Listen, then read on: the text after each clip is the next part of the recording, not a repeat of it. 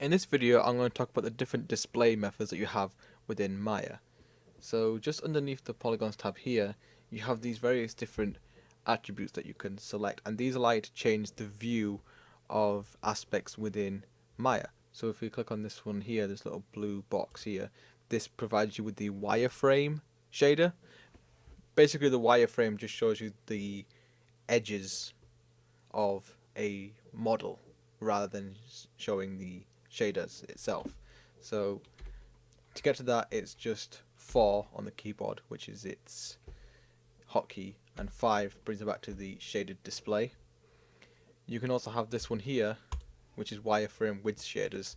So if I click off it, you can see that it shows me not just the shaded aspect of it as well, but it also shows me its wireframe. So I can have a look at the wireframe as well as the shaded aspects at the same time. You may be wondering why I would ever go into wireframe mode. There are a few reasons why you would. One instance is if you're working with extremely high polys, a lot of times wireframes can really help with movement, because with Maya it has to calculate the shading, so if you've got textures etc on it, it can kind of take a big chunk out of your CPU and your GPU. So going into wireframe mode just kind of smooths it out so you have a better frame rate. Plus it allows you to kind of edit details that you might not really have noticed before. So you can probably see, for example, here, because I'm in shaded mode, you can see that I put a little cube in there as well. I'll get back to that in a second. This here turns on any textures that you might have. Obviously right now I haven't got any textures on, but you can turn your textures on and off. The light bulb shows any lighting that you're using. At the moment there is no lighting in there, but if I was to put in some lighting, say for example directional light, you can kind of see how the lighting affects it, but you can turn that off if need be.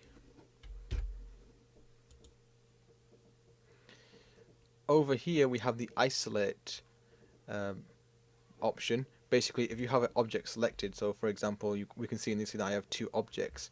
Maybe I just want to focus on just one aspect of it. So if I select the big cube here, press isolate, the other aspects in the scene or other models have disappeared. They're just kind of hidden at the moment. You can unhide them by pressing that again.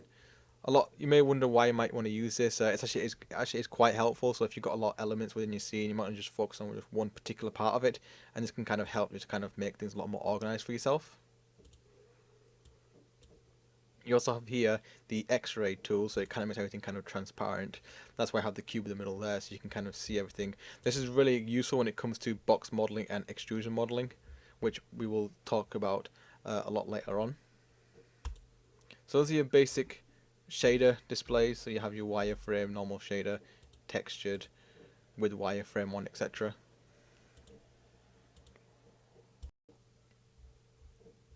Now at the moment, you may have noticed that we're in a kind of a 3D space here, but we can change the perspective. Right now this is known as the perspective view, but we can have a top down and a side view as well. So if you press the space bar on your keyboard, you can see that we've divided this up into 4 different panels, and if I hover over any of these panels and press spacebar, I can bring that up to full screen. Now if you're unsure what perspective you're in, at the bottom right here it will say, so this is a front view, top view, and a side view. And you can also get to it from here as well, so panel layout, so you can kind of see it here as well. This is quite useful when it comes to box modeling and extrusion modeling as well. So you may have an image in the background here that you kind of want to mold your cube etc around. So having these different panels allows you to have a greater degree of control when modeling.